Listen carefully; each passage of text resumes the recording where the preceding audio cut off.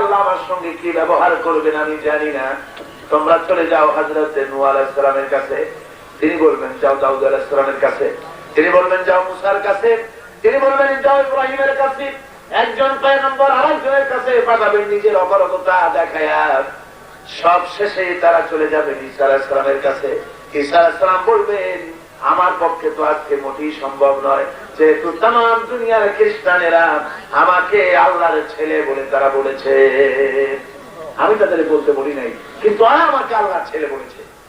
وقالت النصارى المسيح ابن الله, খ্রিস্টানরা বলে ঈসা আলাইহিস সালাম হচ্ছে আল্লাহর পুত্র। জোরে বলেন নাউযুবিল্লাহ। হযরত ঈসা বলবেন আমিও পারবো না, তবে আজকের এই দিনে তোমাদের জন্য ভালো উপকার করতে পারবেন সবচাইতে যেই ব্যক্তি আল্লাহ পাকের দরবারে কথা বলতে পারবেন। আমি সাজেশন দেই, উপদেশ দেই, তোমরা তার কাছে চলে যাও। তিনি বিশ্ব নবী মুহাম্মদুর রাসূলুল্লাহ সাল্লাল্লাহু আলাইহি ওয়াসাল্লাম। হাসরবাসীরা হুজুরের সামনে চলে আসবে, আল্লাহ নবী সিজদায় পড়ে থাকবেন। যখন হাসরবাসীরা রাসূলের কাছে আবেদন করবেন আমাদের জন্য সুপারিশ করেন আল্লাহর কাছে, আল্লাহ নবী তখন বলবেন হ্যাঁ এটা আজকে আমার কাজ, আমি কথা বলবো আল্লাহর কাছে। আল্লাহর সামনে দাঁড়িয়ে যখন তিনি কথা বলবেন, আল্লাহ বলবেন হাবিব আমি আপনাকে পারমিশন দিলাম, আপনার জান্নাতি উম্মত গুলি আপনি বেছে বেছে বেহেশতে নিয়ে যান। আমরা এমন এক নবীর উম্মত সুবহানাল্লাহ পড়ে যার সম্মান পৃথিবীতে সবচাইতে বেশি, আল্লাহর পরে যার মর্যাদা, তিনি কে? কত বড় সম্মান। আমার রাসূলের মর্যাদা কত! আল্লাহর নবী উম্মতের কোন ব্যাপারে যদি বলেছেন হ্যাঁ অন্য উম্মতের জন্য তা হালাল হয়ে যায়, নবীজি উম্মতের ব্যাপারে কোন ব্যাপারে যদি বলেন না উম্মতের জন্য হারাম হয়ে যায়। লেজিসলেটিভ পাওয়ার, তাকে পাওয়ার দেওয়া হয়েছে। রাসূলের মুখের কথা শরিয়াত, ইসলামের আইন, হালাল আর হারাম কোরআন শরীফে যা আছে এটাই শেষ নয়। হারাম হালালের সীমারেখা নির্ধারণে এখতিয়ার আল্লাহ রাসূলকেও দিয়েছেন। সুবহানাল্লাহ। কত বড় পাওয়ারফুল নবী!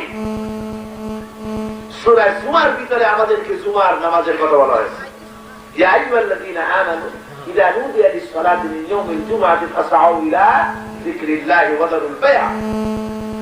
বলা হচ্ছে মুমিনেরা যখন জুমার দিন ডাক দেওয়া হয় সব দৌড়াও বেচা কিনা ভালাই দিয়া আল্লাহর জিকিরের দিকে, কিন্তু যাইয়া করবো কয় রাকাত নামাজ পড়বো, কি কায়দায় পড়বো, কোরআন শরীফে এগুলি কিচ্ছু না, শুধু বলা আছে জুমার দিন আজান হলো দৌড়াও বেচা কিনা ভালাই দিয়া।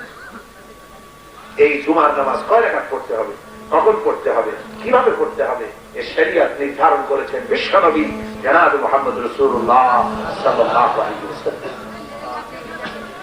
হ্যাঁ বললে হারাম, না বললে হারাম। রাসূলুল্লাহ তো পাওয়ারফুল, যদি আঙ্গুল উঁচু করেন চাঁদ দুই টুকরা হয়ে যায়। রাসূলুল্লাহ যদি পা উঁচু করেন সঙ্গে সঙ্গে দুনিয়া থেকে আরশে আজিমে চলে যান। আল্লাহর দরবারে যদি দোয়া করেন হাত উঁচু করা লাগে না, মনে মনে কোন জিনিস যদি ইরাদা করেন, ইরাদা করতে দেরি আছে, মঞ্জুর হতে দেরি নাই। রাসূলুল্লাহ মক্কা শরীফ থেকে হিজরত করে মদিনা মুনাওয়ারায় চলে গিয়েছেন, কিন্তু নামাজ পড়তেছেন সেখানে বসে বাইতুল মুকাদ্দাসের দিকে ফিরে। মন চায় আল্লাহ যদি বাইতুল্লাহর দিকে ফিরে নামাজ পড়তে বলতেন কত ভালো লাগতো, কিন্তু এগুলি মুখে আর হুজুর প্রকাশ করছেন না, মুখে প্রকাশ করছেন না, মনে মনে তিনি এটা ইরাদা করছেন আর আকাশের দিকে তাকাচ্ছেন বারবার, হাত উঁচু করেন নাই, মুখ দিয়েও বলেন নাই। যোহরের নামাজ পড়তেছিলেন, 2 রাকাত নামাজ পড়া হয়ে গেছে, এমন সময় হযরত জিবরাইল এসে ওহী নিয়ে আসলেন। আল্লাহ পাক শুনিয়ে দিলেন قد نرى تقلب وجهك في السماء। নবী আমি লক্ষ্য করেছি বারবার আপনি আকাশের দিকে তাকান, আপনার মনের অবস্থা আমি বুঝতে পেরেছি। বাইতুল মুকাদ্দাস থেকে মুখ ফিরে এখনই জোহরের বাকি 2 রাকাত নামাজ কাবার দিকে মক্কার দিকে ফিরে পড়ুন। জোহরের নামাজের বাকি 2 রাকাত নামাজ মসজিদের ভেতরে হুজুর কাবার দিকে ফিরে পড়লে সেই মসজিদে আজও 2টা কিবলা আছে। মসজিদের নাম মসজিদে কিবলাতাইন। যারা হজ করতে যান, মদিনা মুনাওয়ারা সফর করার তৌফিক যাদের হয়েছে, তারা ওই মসজিদে নফল নামাজ আদায় করে থাকে। লাগে না, কলিজায় কোনো কথা ওঠে আর আল্লাহ আসে বসে। সুবহানাল্লাহ। হযরত আবু হুরায়রা রাদিয়াল্লাহু তাআলা আনহু একবার এসে হুজুরের দরবারে কাঁদতেছেন রাতের বেলা। হুজুর বলছেন, আবু হুরায়রা কাঁদো কেন? হযরত আবু হুরায়রা বলেন, ইয়া রাসূলুল্লাহ, আপনার দরবার থেকে বাড়ি ফিরে যেতে অনেক দেরি হয়ে গিয়েছিল। আজকের এই রাতে গভীর রাত। বাড়ি গেলে পরে মা জিজ্ঞেস করলেন, কোথায় গেছিলি? আমি বললাম, মা, তাম পৃথিবী যে কদম চুমতে পারলে নিজেদেরকে ধন্য মনে করে, আমি সেই বিশ্ব নবী মুহাম্মদ সাল্লাল্লাহু আলাইহি ওয়াসাল্লামের দরবার থেকে আসছি, এই জন্য দেরি হয়েছে। ইয়া রাসূলুল্লাহ, আমার মা মুশরিকা, আমার মা কাফের, এখন ঈমান আনে নাই। আমার মা যখন আপনার নাম শুনলেন তার গায়ে আগুন জ্বলে গেল, আমাকে মায়ের আরম্ভ করে দিল। বলল, আবু হুরায়রা, হয় আমার বাড়ি ছাড়বি, না হয় মুহাম্মদ সাল্লাল্লাহু আলাইহি ওয়াসাল্লামের দরবার ছাড়বি। আমি বললাম, মা, তুমি বুড়ি মানুষ, শেয়ার করতে পারি না। মা মেরেছে, এখানে তো আমার বলার কিছু নাই। সুবহানাল্লাহ পড়ে। এত বড় পাওয়ারফুল, এত বড় মর্যাদা সম্পন্ন নবী, তিনি বলছেন মা মেরেছে, আমার করার কিছু নাই। সুবহানাল্লাহ। মায়ের জায়গা কোথায়? কোথায় মায়ের জায়গা? করলে তা কবুল হবেই। বরং রাসূল পাক বলেছেন, মুস্তাজাবুদ দাওয়াত 3 জন। মাজলুম অত্যাচারিত ব্যক্তি যদি দোয়া করে, দোয়া আল্লাহর দরবারে মঞ্জুর হয়ে যায়।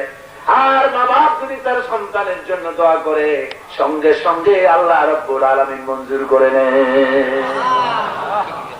মা বাবার কাছে দোয়া চায় না, ওই পিসাবের কাছেই বেশি বেশি যাওয়া হয়। আমি নিষেধ করি না, যান আপনারা। বাড়িতে একটা বড় মোরগ, একটা খাসি পিসাবের বাড়ি দিয়ে আসলো। বাপ বুড়া হয়ে গেছে, মা বুড়ি হয়ে গেছে। এটা জবাহ করে যদি মায়ের খাওয়ানো হতো, বাপের খাওয়ানো হইতো, আল্লাহ খুশি হয়ে যেতে। কথা বুঝতে পেরেছেন? বাড়িতে বড় একটা ডালি, বড় পাকা পেটে, কবে হুজুর আসবে, হুজুরের বাড়ি নিয়ে হাজির। আমার ভাইয়েরা, হুজুরকে না দিয়া বুড়ি মা, বুড়ো বাপ, তাদেরকে কাছে বসাইয়া বাড়ির বড় মোরগটা, বড় মুরগিটা জবাব করে ভালো করে রান্না করে, তার টুকরাগুলি, ভালো ভালো অংশগুলি বুড়ি মা আর বুড়ো বাবাকে কাছে বসে যদি মুখের মধ্যে খাওয়াইয়া দিতেন, আল্লাহ রাব্বুল আলামিনের আরশে আজিম খুশি হয়ে যেত। উল্টা কারবার করতেছি। সন্তানের জন্য তার বড় পীর তার বাবা, সন্তানের জন্য বড় পীর কে? বাবা। বাবাকে ভালোবাসো, মহব্বত করো। তোমার পীর তোমাকে কিয়ামতের দিন নাজাত দিতে পারবে না, না না, কিন্তু মা বাপ যদি দোয়া করে, জাহান্নামের আগুন হারাম হয়ে যাবে। সুবহানাল্লাহ, সুবহানাল্লাহ। জিহাদের ময়দান, হুজুর সৈন্য রিক্রুট করতেছেন, এক যুবক এসে হাজির যুদ্ধে যাওয়ার জন্য। যুদ্ধে যাবে, বলছে, হুজুর, ইয়া রাসূলুল্লাহ, আমি জিহাদে যাব, আমার মা খুব অসুস্থ বাড়িতে, এখন আপনি বলেন, আমি তো জিহাদের জন্য তৈরি হয়ে আসছি। হুজুর বললেন, জিহাদে তোমার যাওয়া লাগবে না, মায়ের খেদমত করো গিয়া। সাহাবী কান্দে ফেললেন, বললেন, হুজুর, আমি চাইছিলাম জিহাদের ময়দানে গিয়া শহীদ হব আর বেহেশতে যাব, আর আপনি আমার বাড়ি পাঠাই দিতেছেন। হুজুর বললেন, সাহাবী, জিহাদের ময়দানে গিয়া কল্লা কাটাইয়া তারপরে বেহেশতে যাওয়া যায় শহীদ হইয়া, আর যদি মা খুশি হয় কল্লা কাটানো লাগবে না, এমনি বেহেশতে চলে যাবে। বুখারী শরীফের হাদিস, মা বাপ যে সন্তানের উপরে সন্তুষ্ট, আল্লাহ সেই সন্তানের উপরে সন্তুষ্ট। মা বাপ যে সন্তানের উপরে অসন্তুষ্ট, স্বয়ং আল্লাহ পাক সেই সন্তানের উপরে অসন্তুষ্ট। বুঝে শুনে কাম করেন, পাগলের মতন কাম করেন না। হাতিয়া দিতে হয়, বাপরে দেন, মায়ের দেন। একটা ভালো কাপড়, একটা ভালো চাদর মাকে পরান, শীতের দিন একটা ভালো চাদর কিনে দেন। বুড়ো বাপ একজোড়া মোজা কিনে দেন, ভালো একজোড়া জুতা কিনে দেন। কত বুঝি করতে হয়, বাপের পায়ে চুমা খান, মায়ের পায়ে চুমা খান, কেসমত খুলে দেবে। কথা বুঝতে পেরেছেন? কিসমত খুলে আমার বন্ধুগণ, হযরত রাসূল পাক বলছেন, আবু হুরায়রা, মা তোমাকে মেরেছে, আমি তো এখানে কিছুই করতে পারবো না। হযরত আবু হুরায়রা বলেন, ইয়া রাসূলুল্লাহ, আমি আমার মায়ের বিরুদ্ধে আপনার দরবারে নালিশ করতে আসি নাই। বলে, তাহলে কেন এসেছো? হযরত আবু হুরায়রা বলেন, ইয়া রাসূলুল্লাহ, আমি এসেছি, আমি জানি কোন ব্যাপারে যদি আল্লাহ রাসূল দোয়া করে আল্লাহর দরবারে দোয়া মঞ্জুর হয়ে যায়, আপনি আমার মায়ের জন্য দোয়া করুন, আল্লাহ যেন আমার মাকে হেদায়েত নসিব করে দেন। হাদিস শরীফে এসেছে, রাসূলুল্লাহ দুআ দুটো করলেন। আল্লাহর নবী দোয়া করে বললেন, আল্লাহুম্মা ইহদি উম্মা আবি হুরায়রা, আয় আল্লাহ, আমি আবু হুরায়রার মায়ের জন্য হেদায়েতের দোয়া করছি, তুমি দয়া করে তাকে হেদায়েত দাও। রাসূলুল্লাহ হাত তুলে দোয়া করতেছেন, এই অবস্থায় হুজুরকে রেখে আবু হুরায়রা দৌড় দিয়েছেন বাড়ির দিকে। পেছনে কয়েকজন সাহাবী এসে আবু হুরায়রাকে ধরে ফেললো। তাদের ধারণা আবু হুরায়রা শান্ত মানুষ, ভদ্র মানুষ, কোনদিন দৌড়ায় না, লাভ দেয় না, ঝাঁপ দেয় না, রাগারাগি করে না। এই ভদ্র লোকটা দৌড়ায় কেন? না জানি কোনো বিপদ বুঝি হয়ে গেছে, পিছন থেকে একজনে জামা টেনে ধরেছে, দৌড়াও কেন? আবু হুরায়রা বলে, তাড়াতাড়ি জামা ছাড়ো, আমাকে দৌড়াতে দাও, কোনো বিপদ হয় নাই, আমি দৌড়ায় বাড়ি গিয়ে দেখতে চাই। আমি আগে দৌড়াইয়া বাড়ি গিয়ে পৌঁছলাম না, আমি যাওয়ার আগে আল্লাহর নবীর দোয়া আমার বাড়ি পৌঁছে গেছে। কোনটা হয়েছে আমি তা দেখতে চাই। হযরত আবু হুরায়রা বলেন, আমি দৌড়াইয়া বাড়ি গিয়ে দরজায় নক করেছি, ভিতর থেকে আওয়াজ এলো, কে? আমি বললাম, মা, আমি আবু হুরায়রা ফিরে এসেছি। মা বললেন, বাবা অপেক্ষা করো, দরজা খুলছি। হযরত আবু হুরায়রা বলেন, মায়ের গলার আওয়াজের ভিতরে কুফরি আর শিরকিয়াতের কর্কশতা পেলাম না, মায়ের গলার আওয়াজের ভিতরে তাওহীদের নরমিয়াত আমি খুঁজে পেলাম। আমার মনে হলো রাসূলুল্লাহর দোয়া আল্লাহর দরবারে মঞ্জুর হয়ে গেছে। মা দরজা খুলে দিল, লক্ষ্য করে দেখলাম মায়ের চুল থেকে টপটপ করে পানি পড়তেছে। মা আমাকে বলছে, বাবারে, তোমাকে মারার পরে আমি নিদারুণ ভাবে আমি লজ্জিত, অনুতপ্ত হয়ে পড়েছি। আরে, আমার ছেলে তো কোনো অপরাধ করে নাই, মারলাম কেন? এই দুনিয়ার সর্বশ্রেষ্ঠ চরিত্রবান লোকের কাছেই দুটি ছিল, মারলাম কেন? আমি বড় অনুতপ্ত হয়েছি, অনুশোচনা করেছি। আবু হুরায়রা, এইমাত্র আমি গোসল করে এসেছি। ও আবু হুরায়রা, তুমি তাড়াতাড়ি করে আমাকে নিয়ে চলো বিশ্ব নবী জানাবে মুহাম্মদুর রাসূলুল্লাহর দরবারে। হযরত আবু হুরায়রা মাকে নিয়ে হুজুরের দরবারে হাজির হয়ে গেলেন। হযরত আবু হুরায়রা মা পড়ে নিলেন, লা ইলাহা ইল্লাল্লাহু মুহাম্মাদুর রাসূলুল্লাহ। জোরে বলেন, লা ইলাহা ইল্লাল্লাহ, লা ইলাহা ইল্লাল্লাহ, লা ইলাহা ইল্লাল্লাহ, লা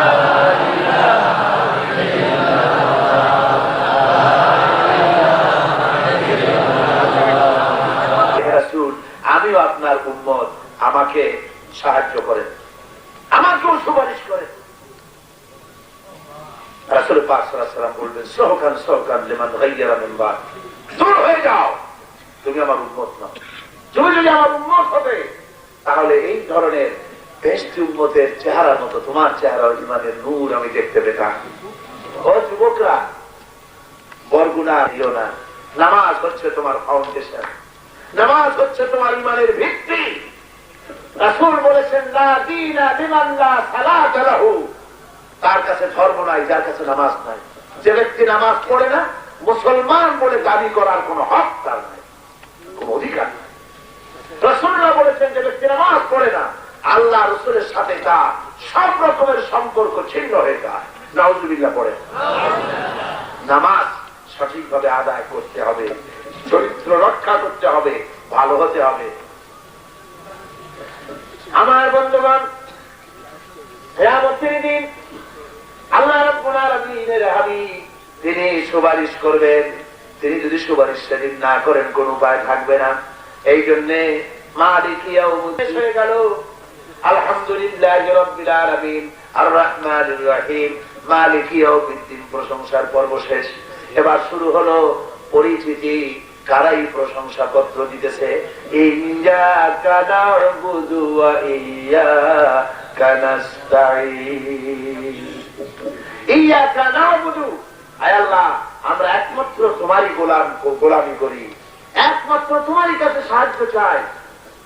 না'বুদু এটি আরবি গ্রামার অনুযায়ী এটা হচ্ছে মুজারের সিগা। না'বুদু শব্দের মধ্যে দুইটা কাল, হাল এবং মুস্তাকবিল, প্রেজেন্ট এন্ড ফিউচার, বর্তমান এবং ভবিষ্যৎ দুটি কাল পাওয়া যায়।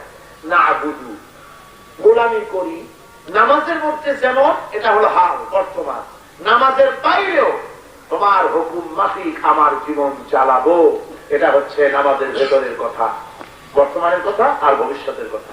ইয়াকা না'বুদু কেবল গোলামি তোমারই করি। সুতরাং আমরা নামাজটা পড়ি আল্লাহর হুকুম মতো, নামাজের বাইরের জীবন আল্লাহর হুকুম মতো আমরা পালন করি না। এই কথা কি মিথ্যা না ঠিক? সত্য কিনা? আমরা আমাদের দেশে নামাজ পড়ে লোকেরা আবার জমিনের আইন ঠেলে না? নামাজ পড়ে জমিনের আইন ঠেলেন, ওজনে কম দেয়, খাদ্যে ভেজাল দেয়, মিথ্যে কথা বলে, এরকম করে নানান রকমের ইমানের সঙ্গে ইমানের পরিপন্থী কথাবার্তা এবং কাজ কাম করে বসে। সুতরাং নামাজের ভিতরে বললাম একটা, করলাম কি আর একটা। এই জন্য নামাজের মধ্যে এই কথা মনে রাখতে হবে, এই ইয়াকা না'বুদু, আয় আল্লাহ তোমার গোলামি নামাজের ভিতরে যেমন করি, নামাজের বাইরেও তোমার গোলামি করব, নামাজের বাইরে তোমার গোলামি করব।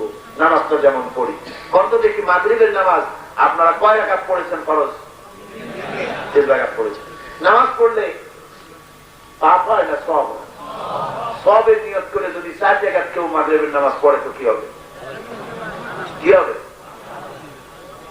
জেনে শুনে যদি পড়ে তো গুনাহ হবে, ভুল করে পড়লে ভিন্ন কথা। কিন্তু জেনে শুনে যদি 4 রাকাত পড়ে তাহলে কি হবে? গুনাহ হবে, নাফরমানি হবে। তার মানে নামাজটা পড়তেছি আল্লাহ তোমার হুকুম মাফিক, যেভাবে পড়তে বলেছো সেইভাবে পড়তেছি, এই নামাজের বাইরেও তোমার হুকুম মেনে চলবো, এই কথাই নামাজের মধ্যে ওয়াদা করতেছি।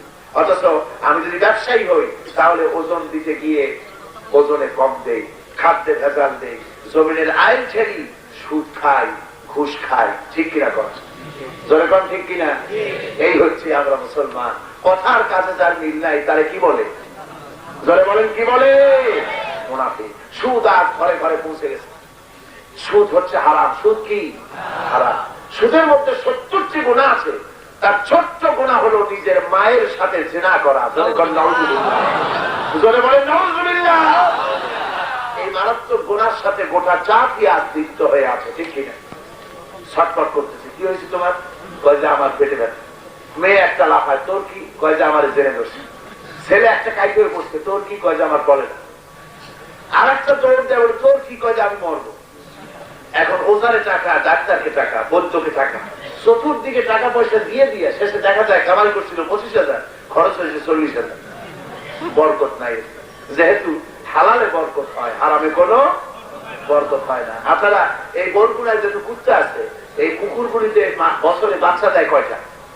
একটা কুকুরে কয়টা বাচ্চা দেয় বছরে? 4টা 5টা 6টা। যেহেতু ওর তো আর কোনো ফ্যামিলি প্ল্যানিং নাই, কোনো ট্যাবলেট টুবলেট খায় না, সমানে হয়। এত কুত্তা, এই সব কুকুর যদি বাঁচত তাহলে বরগুনা দিয়ে আপনারা হাঁটতে পারতেন? করেন হাঁটতে পারতেন। যেমন হয় জনমের মতো, মরেও জনমের মতো। এবার গরু, একটা গাভী বছরে কয়টা বাছুর দেয়? মাত্র একটা। তারপরে সেই গরু মুসলমানে যা খায় জনমের মতো, এরপরেও গরুর অভাব নাই। গরুর অভাব আছে? অভাব নাই। যেহেতু এটা হালাল তাই এতে বরকত। কুত্তা হারাম, সেই জন্য তাতে কোনো বরকত নাই। বেতনের টাকা হালাল, ওই টাকা বরকত হবে। ঘুষের টাকা হারাম, হতে বরকত হবে না। ঘুষ যে দেয় খুশি হয়ে দেয়? কোন খুশি হয়ে দেয় না? খুশি হয়ে দেয় না। দিলে কাজ আদায় হয় না, সেই জন্য ঘুষের টাকা দেয়। ওই ঘুষের টাকা দিতে গিয়া হয়তো বাড়ির হালের বলদ দেশে, বইয়ের সোনার জিনিস দেশে, জমি বন্ধক রাখে। তারপরে ঘুষের টাকা সাহেবকে দিয়া মুস্কি একটু হাসে, কষ্টে হাসি আসতে চায় না, তবুও সাহেবকে দেখাইতে হয়। সেই জন্য ওই হাসতে দিতে গিয়ে কান্না আসে, ঘুষ খাইলো। আর 14 গোষ্ঠীর জন্য কলে না হয়, বদদোয়া লেগে যায়। কি লেগে যায়? বদদোয়া লেগে যায়। এই বদদোয়ার কারণে রোগ ছাড়ে না। এই বদদোয়ার কারণে বরকত হয় না। ছেলে পেলে বুড়ি হারাম খায়া ঘুষ খায়া ছেলে জন্ম দেওয়া হয়েছে, ওই ছেলে গুন্ডা হবে, বদমান হবে, বদমাস হবে, ভালো নিশ্চয়ই হবে না। এই জন্য ঘুষ বাদ দিতে হবে, পরকালকে ভয় করতে হবে, আল্লাহর গোলামি করতে হবে জীবনের সকল ক্ষেত্রে। আপনার বেতনে হয় না, আন্দোলন করে গভর্নমেন্টের কাছে দাবি করেন আমাদের বেতন হয় না, আরো বাড়ায় দেয়। কিন্তু আপনি হারাম খাবেন কেন? কত ঠিক কিনা কর? হারাম খাওয়া বন্ধ করতে হবে, সুদ খাওয়া যাবে না, ঘুষ খাওয়া যাবে না, ইবাদত করতে হবে জীবনের সকল ক্ষেত্রে আল্লাহ গোলামি। কোর্টে কাছারিতে আদালতে বিচার ফয়সালা হতে হবে আল্লাহর হুকুম মাফিক। কার হুকুম মাফিক? আমার দেশে যে চোরের বিচার হয়, ডাকাতের বিচার হয়, খুনির বিচার হয়, তাকে আল্লাহর কোরআন অনুযায়ী হয় না, আল্লাহর কোরআন অনুযায়ী হয় না। কাজে আমাদের ইবাদত হচ্ছে না পরিপূর্ণরূপে। আল্লাহ বলেছিলেন, দেখেন আল্লাহর বিচার কি, আল্লাহ বলছেন বিচারটা যেন সঠিক হয়, বিচার যেন সঠিক হয়। তো বিচার সঠিক হওয়ার জন্য এর একটা প্রতীক আছে। ওজনের সঠিক বিচারের প্রতীক কি? দাঁড়িপাল্লা। এই দাঁড়িপাল্লাটা প্রতীক কেন হইল? এই কারণে দাঁড়িপাল্লা দিয়েই আমরা মাপ যোগ দেই। উপরে যেটা থাকে ওইটার নাম দাড়ি, আর দুই দিকে যেটা দড়িতে ঝুলে থাকে ওই দুটারে কি করে? পাল্লা। আমি একটা বিচারের কথা আপনাদের শুনে, কসিমউদ্দিন নামক এক ব্যক্তি একটা ঠ্যাং ভেঙে ফেলাইছে। এখন ওই কসিমউদ্দিন ঠ্যাং ভাঙছে বলে সলিমউদ্দিন বিরুদ্ধে কেস দায়ের হলো। বাংলাদেশ পেনাল কোড, বাংলাদেশ দণ্ডবিধি তার ধারা মোতাবেক ফৌজদারি ধারায় এটাকে ফেলে দিয়ে তাকে 6 মাসের জেল দিয়ে মাপবেন কি দিয়া? কথা বল না, দাড়ি পাল্লা দিয়ে ধরেন, দাড়ি ধরে উঁচা করেন, এক পাল্লায় রাখেন কসিমউদ্দিন ভাঙ্গা ঠ্যাং, আর এক পাল্লায় রাখেন ওই অপরাধের শাস্তি 6 মাসের জেল আর 2000 টাকা জরিমানা। এবার পাল্লা উঁচা করেন, দুই পাল্লা সমান হবে? ধরে বলেন হবে? হবে না। সলিমউদ্দিন ভাঙ্গা ঠ্যাং এক পাল্লায়, ওইটা ভাঙ্গার অপরাধে কসিমউদ্দিন 50 বছরের জেল আর 2 কোটি টাকা জরিমানা। আর এক পাল্লা দিয়া এবার দাড়ি উঁচা করেন, এবার দুটি সমান হবে? এবারও সমান হবে। আল্লাহ রাব্বুল আলামিন বলেন কোরআনে কারীমের ভিতরে, নাকের বদলে নাক, পায়ের বদলে পা, চোখের বদলে চোখ, হাতের বদলে হাত, জানের বদলে জান, এই হলো আল্লাহ রাব্বুল আলামিনের বিচার। ঠ্যাং ভেঙেছে একজন, ভাঙা ঠ্যাং এক পাল্লায় রাখো, যে ভেঙেছে ওর ঠ্যাংটা ভেঙে দিয়ে আর এক পাল্লায় দিয়ে দাড়ি উঁচা করো, সমান হবে কিনা? সমান হবে কিনা? ওর নাক ভেঙেছে, ওর নাক রাখো এক পাল্লায়, ওর নাকটাও উবলাই নিয়ে আসে আর এক পাল্লায়, তারপরে দাড়ি ধরে টান দাও, সমান হবে কিনা? ওরে হত্যা করেছে, যে হত্যা করেছে তাকেও হত্যা করো। অকিল কিসাসে হায়াতু, এটাই হলো কিসাসের ভিতরে রয়েছে তোমাদের জন্য জীবন। আমরা বুঝি না, আল্লাহর বিচারকে কার্যকরী করি না, সেজন্য এই অবস্থা। সৌদি আরবিয়া, মধ্যপ্রাচ্যে কয়েকটি দেশে কোরআনের এই বিচার ব্যবস্থা চালু আছে। এই জন্যে করাপশন, দুর্নীতি সৌদি আরবিয়ায় গোটা বছরে যা হয়, অপরাধ প্রবণতার স্ট্যাটিস্টিক দেখে, জার্নাল দেখে আমরা যে অভিজ্ঞতা লাভ করেছি তা হচ্ছে এই, সৌদি আরবিয়ায় সারা বছরে যে অপরাধ হয়, আমেরিকার শুধুমাত্র নিউ ইয়র্ক সিটিতে তা 24 ঘন্টায় অনুষ্ঠিত হয়। বুঝতে পেরেছেন? ওখানে যে হয় সারা বছরে, আমেরিকার শুধু নিউ ইয়র্কে, সারা আমেরিকায় না, শুধু নিউ ইয়র্কে হয় তা 24 ঘন্টা।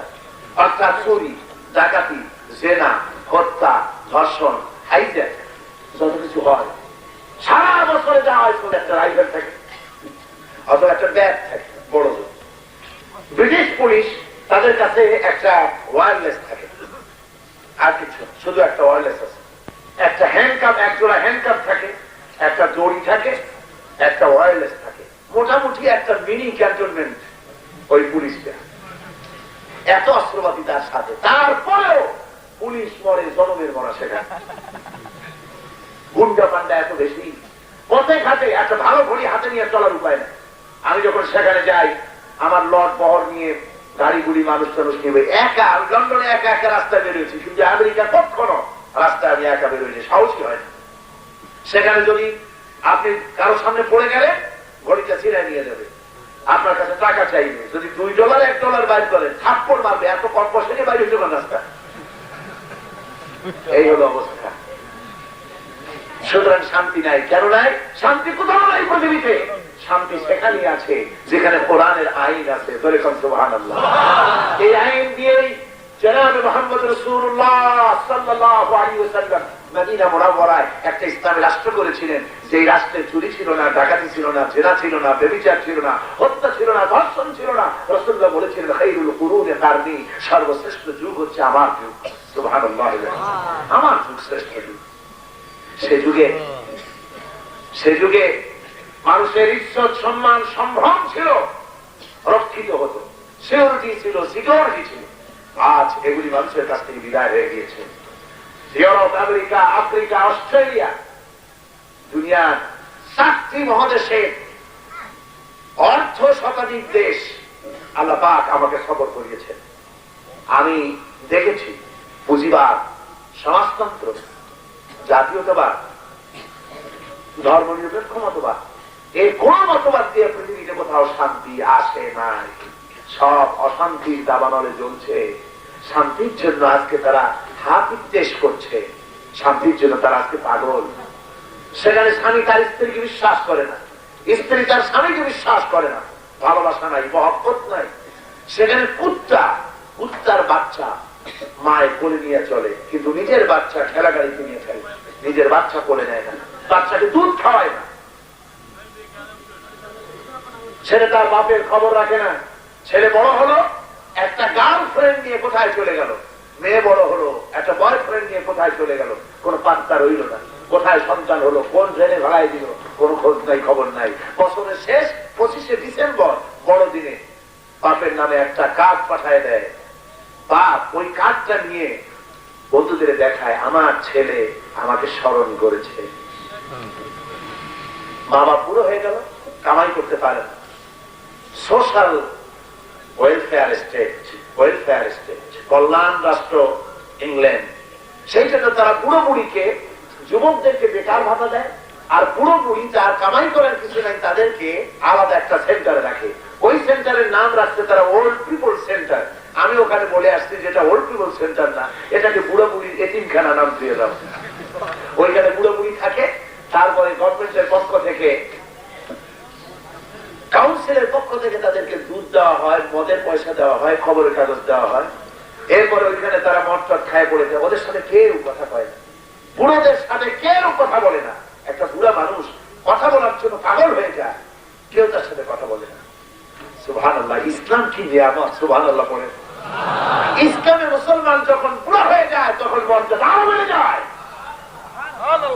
বাসের মধ্যে, লঞ্চের মধ্যে যত বাজে ছেলেই হোক, যত মাস্তান ছেলে হোক, যদি দেখে একটা বুড়া দাঁড়িয়ে লোক দাঁড়ানো, বসার জায়গা পায় না, নিজে দাঁড়ায় বলেন, চাচা আপনি বসেন, আমি দাঁড়াই।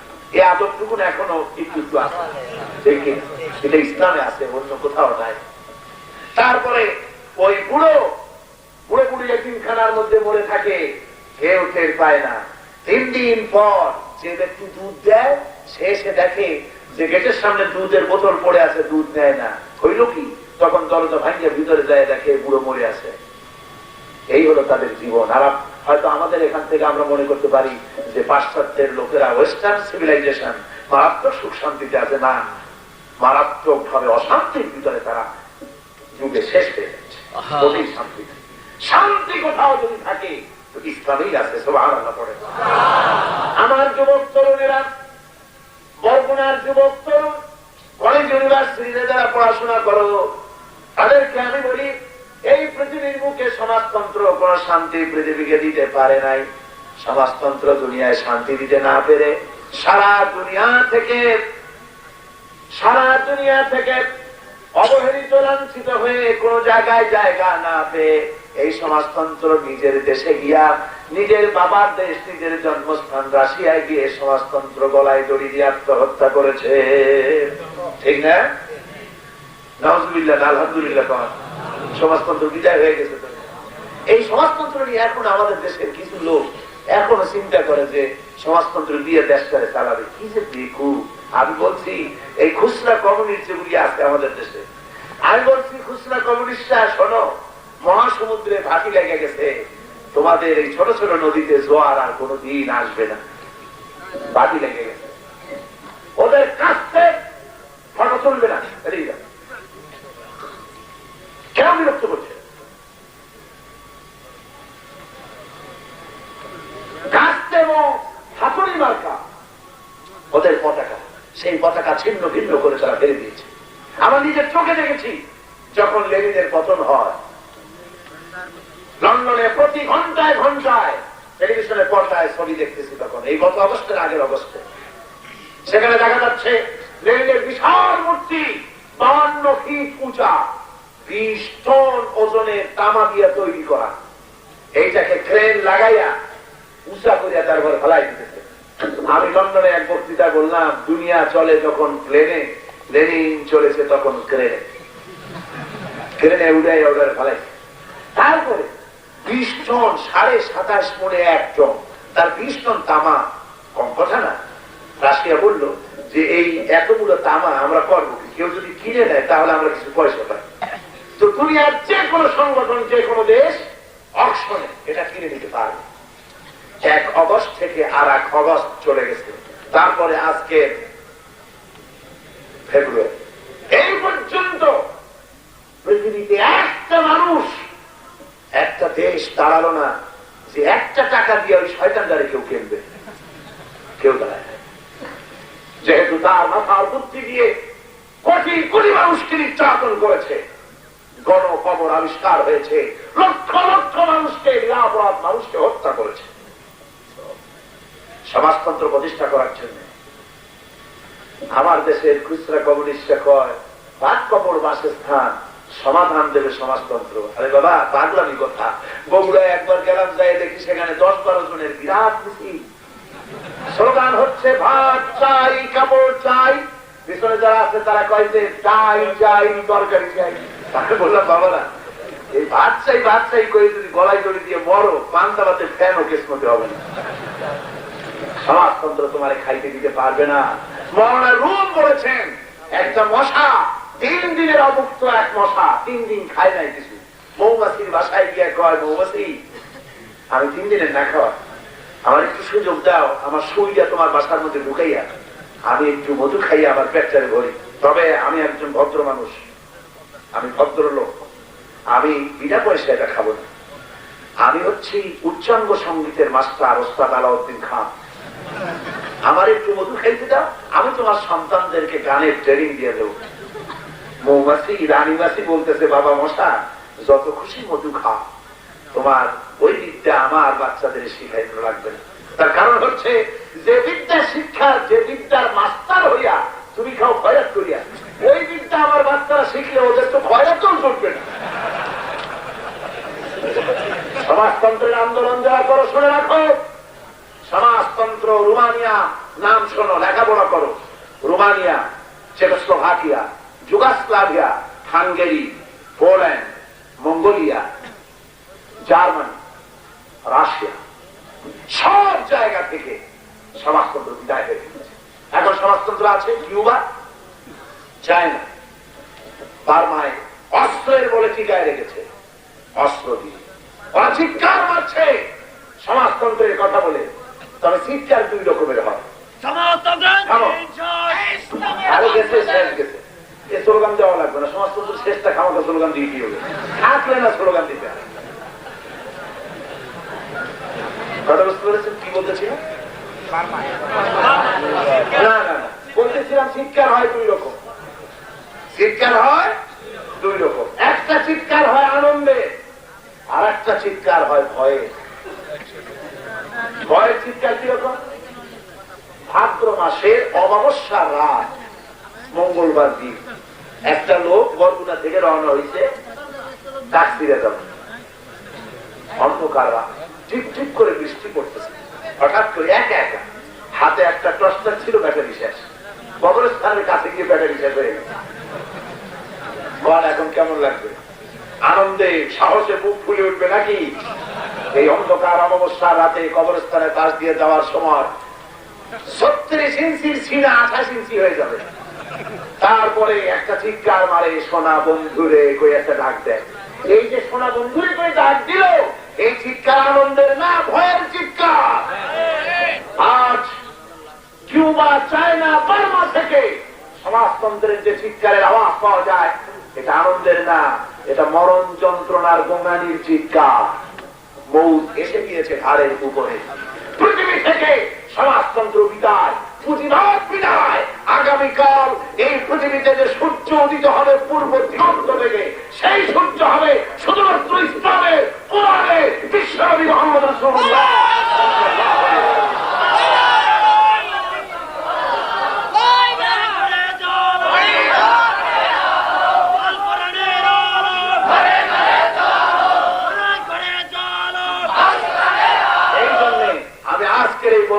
সমস্ত অরুণ তরুণ যুবকদের বলি, যুবকেরা ফিরে আসো ইসলামের দিকে। তোমরা একটু লক্ষ্য করো তো, তোমরা যে সমস্ত নেতার অনুসারীর কারণে তারা ব্যবহার করে, তারা তাদের স্বার্থ লোটে, আর তোমাদের পথ অন্ধকার হয়ে যাবে কিয়ামতের দিন। এই জন্য যুবকদের বলি, নেতা তো একজন, সেই নেতার নাম তোমার নেতা, আমার নেতা বিশ্বনবী।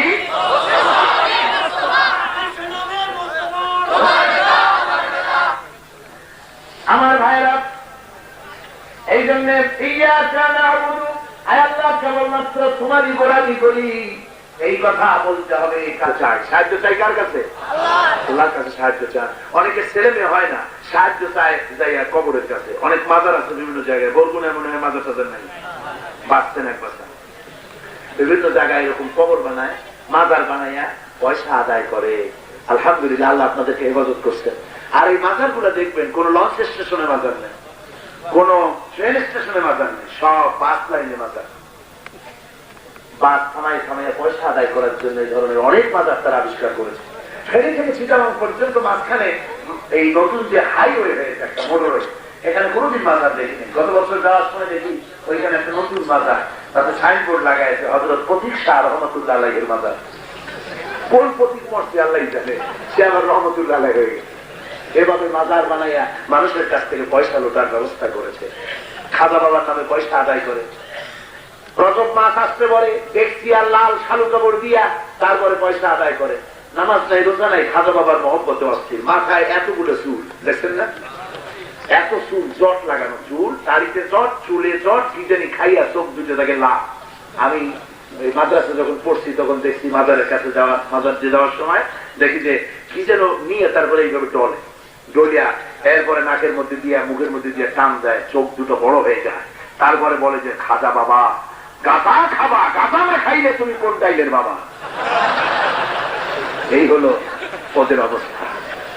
এই অবস্থার সৃষ্টি করে মাজারকে কেন্দ্র করে তারা পয়সা ইনকাম করে। ধরে করেন নাউযুবিল্লাহ। আপনার যা চাইতে হবে আল্লাহর কাছে চাইবেন। কার কাছে চাইবেন? আল্লাহ রাব্বুল আলামিন বলেন, আমার কাছে চাও, যত বড় বিপদ হোক আমি আল্লাহ তোমাকে রক্ষা করব। দেখুন, হযরত ইউনূস আলাইহিস সালামের চাইতে বড় বিপদে তো কেউ পড়ে নাই, ঠিক কি না? মাছে গিলে ফেলে দিল, ওই মাছ নদীর অথর তলদেশে চলে গিয়েছে। মাছের পেটের ভিতরে যন্ত্রণা, আমি জালিমদের অন্তর্ভুক্ত হয়ে গেছি। আল্লাহ রাব্বুল আলামিন যাকে বলে, ইউনূস রে, তোমার নাই, তোমার ওই মাছের পেটের ভিতরে চিৎকার আমি তোমার আরশের মালিক আল্লাহ রাব্বুল আলামিন শুনতে পেরেছি। শুধু শুনি নাই, সঙ্গে সঙ্গে জবাব দিয়ে দিয়েছি। ফাস্তাজাবনা লাহু ওয়া নাজ্জাইনাহু মিনাল গাম। পড়েন সবাই, ফাস্তাজাবনা লাহু ওয়া নাজ্জাইনাহু মিনাল গাম وكذلك ننجي المؤمنين। আমি হযরত ইউনূসের ডাকের সাড়া দিলাম, বিপদ থেকে বাঁচাই দিলাম। মাছের পেটের ভিতরে বেদনা শুরু করে দিলাম। মাছ এবার বেদনা চটে উপরে ভেসে উঠলো, সাঁতরাইয়া ঘুরে গিয়া ইউনূসকে বমি করে ফেলাই দিল। আল্লাহ বলেন, এইভাবে করে মানুষ যখন বিপদে পড়ে আমার মুমিন বান্দারা, ওয়াকাযালিকা, এইভাবে করে আমি আমার মুমিন বান্দাদেরকে যত বড় বিপদে পড়ে যদি আমার ডাকে, আমি বিপদ থেকে বাঁচায় দেব। বিপদ থেকে আমি বাঁচাবো। আমারে বলো সন্তান হয় না, আমারে বলো সুবহানাল্লাহ, আমি দেবো সন্তান। খাজা বাবা কিসের সন্তান দেবে? কোন পীর সাহেব কিসের সন্তান দেবে? পয়গম্বররা সন্তান চেয়েছে আল্লাহর কাছে। কার কাছে? আল্লাহ। কোরআন সাক্ষী। জাকারিয়া আলাইহিস সালাম আল্লাহর কাছে সন্তান চেয়েছে, ইব্রাহিম আলাইহিস সালাম আল্লাহর কাছে সন্তান চেয়েছে। পয়গম্বরের মর্যাদা বেশি না পীরের মর্যাদা বেশি? সুবহানাল্লাহ। কিসে আর কিসে? পীরের মর্যাদা বেশি না সাহাবীদের মর্যাদা বেশি? হযরতে বড় পীর আব্দুল কাদের জিলানী রাহমাতুল্লাহ আলাইহি তার এক মুরিদ জিজ্ঞেস করেছিলেন, হুজুর আপনি তো আওলাদে রাসূল, হযরত ইমাম হাসানের অষ্টম পুরুষ, আপনি আওলাদে রাসূল, আপনি সাইয়্যিদ, আপনি বড় পীর, আপনার মর্যাদা কি সাহাবীদের মতো নাকি? হযরতে বড় পীর সাহেব অসন্তুষ্ট হয়ে গেলেন, খবরদার এমন গোস্তাখানা কথা কোনদিন বলবে না। সাহাবীদের সমান হওয়া তো দূরের কথা, রাসূলুল্লাহর দরবারে আপনার দরবার সাহাবীও যদি কেউ থেকে থাকেন, তিনি জিহাদের ময়দানে যাওয়ার সময় ঘোড়ার পিঠের উপরে চড়ে যে সাহাবী জিহাদে গিয়েছে, ঘোড়া দৌড়াবার সময় ধুলাবালি উড়িয়েছি ঘোড়ার নাকের ভিতরে যে ঢুকেছিল সাহাবীর বাহন, ওই ঘোড়ার নাকের ধুলাবালির সমান আমি আব্দুল কাদের নই। সুবহানাল্লাহ। আমরা বুঝি না, আমরা সুন্নত নফল সুন্নত বানাই, সুন্নত রে ওয়াজিব বানাই, ওয়াজিবকে ফরজ বানাই। সন্তান চেয়েছে আল্লাহর কাছে। তোমার সন্তান হয় না, বিয়ে করেছো 8-10 বছর হয়েছে, আমি আল্লাহর কাছে চাও। কোরআনে কারীমে রব্বুল আলামিন বলেছেন, আমি কাউকে শুধু মেয়ে দেই, ছেড়ে দেই না, কাউকে শুধু ছেড়ে দেই, মেয়ে দেই না, আবার কাউকে ছেড়েও দেই, মেয়েও দেই, আবার কাউকে কিছুই দেই না। এটা আমার ইচ্ছে, আবার কুদরত। আল্লাহ রাব্বুল আলামিন মানুষের যা দরকার তার কাছেই চাইতে হবে, অন্য কারো কাছে চাওয়া যাবে না, আল্লাহর কাছেই চান, আল্লাহ তকদির খুলে দিবেন। এক ফকির, সম্রাট শাহজাহানের সময় এক ফকির ঘুরতেছে, খয়রাত করে ভিক্ষুক। লোকেরা বলে, ফকির সারা জীবনই তো তোমাকে দেখলাম ছোটবেলা থেকে খয়রাত করতে, এত খয়রাত করে কতদিন আর বাঁচবা, যাও বাদশাহর কাছে চাও, একবার দিয়ে দেবে জীবনে, আর খয়রাত করা লাগবে না। ফকির বলছে, বাদশাহ শাহজাহান কোথায়? বলে এখন উনি মসজিদের মধ্যে আছেন। তো ফকির চলে গেছে, যে বাইরে হবে যখন, আমি তখন আমার অভাবের কথা বলবো, একবার দিয়ে দিলে বাড়ি ঘর বানায় নেবো, আর জীবনে খরচ করা লাগবে না। ফকির বাইরে দাঁড়ায় দেখতেছে সম্রাট শাহজাহান মসজিদের ভেতরে বসে একা একই দোকানে হাত তুলে ধরেছেন আকাশের দিকে, চোখের পানি পড়ে পড়ে দাঁড়িয়ে ভিজে ভিজে জামার উপরে পড়তেছে। খানিকক্ষণ মোনাজাত করে সম্রাট যখন বেরোলেন, ফকির তাকে সালাম বলে বিদায় হয়ে যেতেছে। শাহজাহান বলছেন, ফকির একটু দাঁড়াও, আমার কাছে কোন মানুষ তো কিছু না চেয়ে দেয় না, যেই আসে কিছু চায় আর আমি দেই। তুমি ভিক্ষুক মানুষ দেখাই যায়, কিছু চাইলে না, সালাম দিয়ে ফিরে যাও, তার কারণ কি? ভিক্ষুক বলতেছে, যাবো না, সত্যি কিছু চাইতে এসেছিলাম, কিন্তু আপনার অবস্থা দেখে আমার জ্ঞানের চোখ খুলে গিয়েছে। আমি লক্ষ্য করে দেখলাম আমি এসেছি সম্রাট, দিল্লির সম্রাটের কাছে কিছু চাইতে।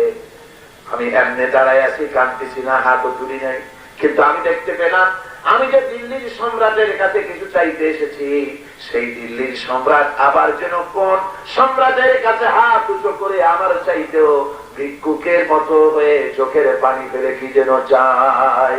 তাই মনে করলাম সম্রাটের কাছে চাইব না, সম্রাট কাঁদে যেই সম্রাটের কাছে, ওই আল্লাহ ছাড়া জীবনে কারো কাছে আর কিছু চাইব না। আমার ভাইয়েরা, আল্লাহ রাব্বুল আলামিন বলেছেন, ওয়াকালা রাব্বুকুম উদউনি আস্তাজিব লাকুম। আল্লাহ পাক বলেন, বান্দারে আমারে ডাকো, আমি ডাকের সাড়া দেব। সুবহানাল্লাহ। আমার ডাকো, আমি ডাকের সাড়া দিয়ে দেব। কি চাও তোমার? বান্দা যদি অন্তরের অন্তঃস্থল থেকে একবার যদি ডাক দেয়, আল্লাহ আল্লাহ পাক 70 বার সাড়া দিয়ে বলেন, বান্দা কি চাও, আমি হাজির। হাদিসে কুদসির ভিতরে এসেছে, কোন বান্দা যদি, আল্লাহ পাক বলেন, কোন বান্দা যদি আমার দিকে এক বিগত অগ্রসর হয়, আমার রহমত তার দিকে হেঁটে যায়। কোন বান্দা যদি আমার দিকে হেঁটে আসে, আমার রহমত তার দিকে দৌড়াইয়া যায়। সুতরাং যা চাওয়ার চাইতে হবে আল্লাহর কাছে, ইবাদত করতে হবে আল্লাহ, চাইতে হবে আল্লাহর কাছে, সবটা যা দরকার সবটা। হাদিস শরীফে আছে, স্যান্ডেলের ফিতা গাছা যদি ছিঁড়ে যায়, আল্লাহর কাছে চাও, তাহলে আল্লাহ ফিতা বানাইয়া ফেরেশতা দিয়ে বাড়িতে পাঠায় দেবে নাকি? না, ফিতা চাও, ফিতা কেনার মতো যোগ্যতা আল্লাহ দিয়ে দিবে। সুবহানাল্লাহ। তার মানে আল্লাহ চান বান্দা সব সময় আমাকে কেন্দ্র করে তার জীবন গড়ুক, আমার দিকে সে সবসময় তাকা। এই জন্য আল্লাহ পাক শিরক কিন্তু পছন্দ করেন না। ইন্না শিরকা লাযুলমুন আযীম, শিরক হচ্ছে মস্ত বড় অপরাধ। আল্লাহ সহ্য করেন না শিরকের গুনাহ। কেন করেন না? শিরকে আল্লাহ এত রাগ হন কেন? একটু বুঝাই দৃষ্টান্ত দিয়ে, কেন আল্লাহ এত রাগ হন। মনে করেন আপনার স্ত্রী আপনার সাথে যেভাবে প্রেম বিনিময় করে, আপনার সাথে যেভাবে মধুর হাসি হাসে, এই রকমের মধুর হাসি মধুর চাহনি অন্য পুরুষের সাথে যদি করে, তাহলে আপনার কেমন লাগবে? আর দাদা কথার জবাব দিলেন না, তাদের অবস্থা তো খুবই কুলক্ষণ। পুরুষ তার নিজের চরিত্র যতই খারাপ হোক, সে চায় তার বইয়ের চরিত্র 100% পিওর থাকুক, ঠিক না? আচ্ছা, আপনার স্ত্রী আপনার সাথে যেমন হাসে, ওই রকমের প্রেমের হাসি কারোর সাথে হাসলে আপনার গা চলে, এমনকি খুন করে ফেলাইতে পারে, এমন অবস্থা হয়। কেন হয়? আপনার স্ত্রীর মুখের হাসিতে আপনার কোন অবদান আছে? আপনার স্ত্রীর মুখে যে সুন্দর সুন্দর মুক্তোর মতো সাজানো দাঁতগুলি, এগুলির ব্যাপারে আপনার কোন অবদান আছে? তার সুন্দর দুটি চোখ, তার চোখের পুরু, তার নলা, তার মাথার চুল, তার বাহু, তার যৌবন, তার স্বাস্থ্য, তার রূপ, এতে আপনার কোন অবদান আছে? বলেন, কোন অবদান আছে? একটু আছে। যে মিষ্টি মধুর হাসিতে আপনার প্রাণ কাড়ে, সেই হাসি দেয় যে ঠোঁট দিয়ে, সেই ঠোঁট দুটিতে আপনি 2 টাকা দামের একটু লিপস্টিক লাগাই দিচ্ছেন। সেই বিজনেস বোঝেন, অংশীদারিত্বের ভিত্তিতে ব্যবসা বোঝেন বোঝেন নাকি? আচ্ছা, পার্টনারশিপ বিজনেস, অংশীদারিত্বের ব্যবসা মানুষেরা কেন করে? এই লাইন যখন পড়ে তখন হাত উঁচু করেন কেন? এটা কি কোন লাভ আছে? কথা শুনে পার্টনারশিপ বিজনেস কেন করে লোকেরা? 3টা কারণ পার্টনারশিপ বিজনেস করার জন্য, 3টা ফ্যাক্টর। 1 নম্বরের ফ্যাক্টর, 1 কোটি টাকা লাগবে ব্যবসা করতে, আছে 50 লাখ টাকা। তখন সে একজন পার্টনার খোঁজে, সে ব্যাংক হোক অথবা ব্যক্তি হোক। আর 50 লাখ টাকা যদি কেউ দিতে পারে, তাহলে ব্যবসাটা শুরু করা যায়। এই পুঁজির জন্য পার্টনার খোঁজে, শরীক খোঁজে। ভালো করে বুঝেন। 1 নম্বর গেল। 2 নম্বরে, পার্টনারশিপ বিজনেসের জন্য অভিজ্ঞতা প্রয়োজন। এখন টাকা থাকলেই হবে না, পুরাটাই আছে পুঁজি, 1 কোটি টাকাই পুঁজি আছে, কিন্তু ব্যবসার কোন অভিজ্ঞতা নাই, এক্সপেরিয়েন্স নাই। সুতরাং দক্ষতা, অভিজ্ঞতা, এক্সপেরিয়েন্স ব্যবসার আছে এমন একটা লোক তালাশ করে। এটা হচ্ছে শরীকদারিত্বের ভিত্তিতে ব্যবসা করার 2 নম্বর ফ্যাক্টর। 3 নম্বরের ফ্যাক্টর হচ্ছে অংশীদারিত্বের ভিত্তিতে ব্যবসা করার জন্য পুঁজিও আছে, অভিজ্ঞতাও আছে, কিন্তু লোকটার বয়স একেবারে ক্লান্ত সীমায়, অসুস্থ। সে ব্যবসা করতে যে পরিশ্রম লাগে, ব্যথা, চিন্তা, প্রজ্ঞা, খারাপ দেওয়া, তা তার কাছে নাই। সুতরাং তার স্বাস্থ্যবান একজন যুবক তার দরকার। এই জন্য শরীকদারিত্বের ব্যবসার জন্য এটা 3 নম্বরের ফ্যাক্টর। আপনারা আমাকে বলেন, আল্লাহ পাকের এই 3টে জিনিসে কোনটা পাবো? সবটাই আল্লাহর কাছে পরিপূর্ণ। তাই আল্লাহ পাক শিরকে বরদাস্ত করেন না। ইন্না শিরকা দুনিয়ায় একটা সোজা রাস্তা আমাদের বলো, যেই রাস্তা দিয়ে চললে আবার আমরা বেহেশতে যেতে পারি, তোমার পেতে পারি, ওই রাস্তা চাই। আনআমতা আলাইহিম, যেই রাস্তা নিয়ামত প্রাপ্তদের, নিয়ামত পেয়েছে পৃথিবীতে 4 শ্রেণীর লোকেরা। কয় শ্রেণী? 4 শ্রেণীর লোকেরা নিয়ামত পেয়েছে। নবীয়্যিন, সিদ্দীকিন, শুহাদা, সালিহিন। এই 4 শ্রেণীর লোক হচ্ছে নিয়ামত প্রাপ্ত। ওই নিয়ামত প্রাপ্তদের পথ চাই, অভিশপ্ত আর পথগ্রস্তদের পথ নয়। এই বলে আমরা নামাজের মধ্যে বলি, আমরা যখন বলি ইহদিনাস সিরাতাল মুস্তাকিম, আল্লাহ রাব্বুল আলামিন এই যে সূরা ফাতিহার 7টা আয়াতের যে মানপত্র আমরা আল্লাহকে দিলাম, 7টি আয়াত সম্বলিত মানপত্রটি যখন আল্লাহর দরবারে বান্দা নিবেদন করে দিল, আল্লাহ রাব্বুল আলামিন সূরা ফাতিহার এই মানপত্রের জবাবে বান্দাকে 30 পারা কোরআন আল্লাহ দান করে দিলেন। সূরা ফাতিহার জবাব 30 পারা কোরআন। সুবহানাল্লাহ পড়ে। এই জন্য এটা উম্মুল কিতাব। এটা কি? উম্মুল কিতাব। এটা কিতাবের মা। সূরা ফাতিহার জবাব 30 পারা কোরআন। কিন্তু 30 পারা কোরআন আমরা তো সবাই বুঝবো না। এই জন্য রব্বুল আলামিন ইহদিনাস সিরাতাল মুস্তাকিমের জবাব এক কথার ভিতরে সংক্ষেপে বলে দিয়েছেন, যাতে কারো বুঝতে কষ্ট না হয়। সেই জবাব এসেছে সূরা ইয়াসিনে। কোথায় আসছে? আল্লাহ বলছেন, ওরে বান্দা, সূরা ফাতিহার ভিতরে তোরা আমার কাছে সোজা রাস্তা চেয়েছো, একটা সরল রাস্তা আমার কাছে চেয়েছো। সেই সরল রাস্তাটা আমি বলে দেই, ওয়া আনি'বুদুনি হাদা সিরাতুম মুস্তাকিম। ওয়া আনি'বুদুনি হাদা সিরাতুম মুস্তাকিম। আমার গোলামি কর, আমার দাসত্ব কর, আমার আনুগত্য কর। হাদা সিরাতুম মুস্তাকিম, এটাই হলো সহজ সরল রাস্তা, দুনিয়া থেকে শুরু করে জান্নাতুল ফেরদাউস পর্যন্ত। সুবহানাল্লাহ, এটাই সোজা রাস্তা। ওয়া আনি'বুদুনি, আমার গোলামি কর। সব জায়গায়, সব জায়গায়, ব্যক্তিতে, পরিবারে, সমাজে, রাষ্ট্রে, ইলেকশনে, নির্বাচনে, ভোটে, অর্থনীতিতে, সমাজনীতিতে কোন জায়গায় বাদ নাই। সব জায়গায় গোলামি আল্লাহ। সব জায়গায় গোলামি কার? আপনি বলবেন ভোটের মধ্যে রাজনীতি ঢুকলো কি করে? ভোটের মধ্যেও আল্লাহর কথা মতো ভোট দেওয়া লাগবে, নির্বাচন করে। হ্যাঁ, করতে হবে। আপনার মসজিদের ইমাম যখন আপনি বানান, ইমাম মানে কি করেন? আপনারা নেতা, ইমাম মানে নেতা। তো ইমাম, আপনারা মসজিদের ইমাম বানান কিরকম? তখন কি আপনারা দাড়ি কামানো কোনো লোক ইমাম বানান? মাথায় ভাল্লুকের মতো চুল, এরকম লোক ইমাম বানান? মিথ্যা কথা কয়, এরকম লোক ইমাম বানান? বউ পর্দায় থাকে না, এমন লোক ইমাম বানান? ইমাম, ওই মসজিদের ইমাম কয়জনের ইমাম? বড় তো 200, 250, 500 লোকের ইমামতি করে। 200, 500 লোকের নেতা বানাবার সময় এত বাছাই করে, মিথ্যা কথা না বলে, বউ পর্দায় থাকে, আল্লাহরে বিশ্বাস করে, পরকালে জবাবদিহিমূলক জীবনযাপন করে, এতটা যাচাই বাছাই করে। অথচ লক্ষ লক্ষ মানুষের নেতৃত্ব দেবে, এমপি হবে, মন্ত্রী হবে, তখন চিন্তা করা হয় না যে এই লোকটারে যে ভোট দেই, এই লোকটার কি চরিত্র আছে, না নামাজ আছে, না পরকাল আছে, না তার বউ পর্দায় থাকে, এসব চিন্তা করা হয় না। ঠিক কিনা কন? জোরে বলেন ঠিক কিনা? ইলেকশন আসলে বহুত দরদিরা আসে ময়দানে, দরদিরা আসে, এসে বলে, ভাইরা আমি, আপনারা জানেন, পাল্টি মার্কা বাক্স নিয়ে দাঁড়াইছি, আমার ভোট দিয়া দেশ ও জাতি 12:30 বাজাইবার সুযোগ দিই। লোকেরা সেখানে ভোট দেয়। চিন্তা করে দিতে হবে কাকে দিচ্ছেন। এটা আমার ভোটটা, কি আমার? ক্যান্ডিডেট এসে টাকা দেয়, তখন ভোটারকে চিন্তা করা দরকার, এটা আমার দায়িত্ব, নৈতিক দায়িত্ব, আমি বাংলাদেশের স্বাধীন নাগরিক, ভোটটা আমার, আমার আমার, আমি ভোট দিব, সে আমার টাকা দেয় না। তার অর্থ হলো এটা হলো একটা ব্যবসা। 10 লাখ 50 লাখ টাকা খরচ করিয়া যদি একবার এমপি হইতে পারে, মন্ত্রী হতে পারে, তাহলে অন্তত কোটিখানি টাকা কামাই করিয়া তারপরে জনগণের কপালে কি আছে তা পরে দেখা যাবে।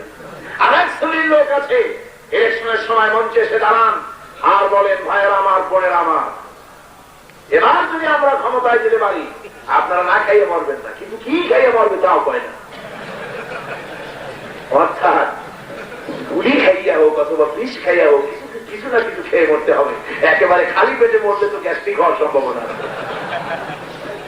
আমার ভাইরা, এবার সব জায়গায় নির্বাচনে ইবাদত, নামাজে ইবাদত, ব্যবসায় ইবাদত, রাজনীতিতে ইবাদত। আমার অনেকে বলে ধর্ম আর রাজনীতি আলাদা, তারা ধর্ম নিরপেক্ষ মতবাদের ধারক সহ, ধর্ম আর রাজনীতি আলাদা। একথা বরগুনায় বলে নাকি?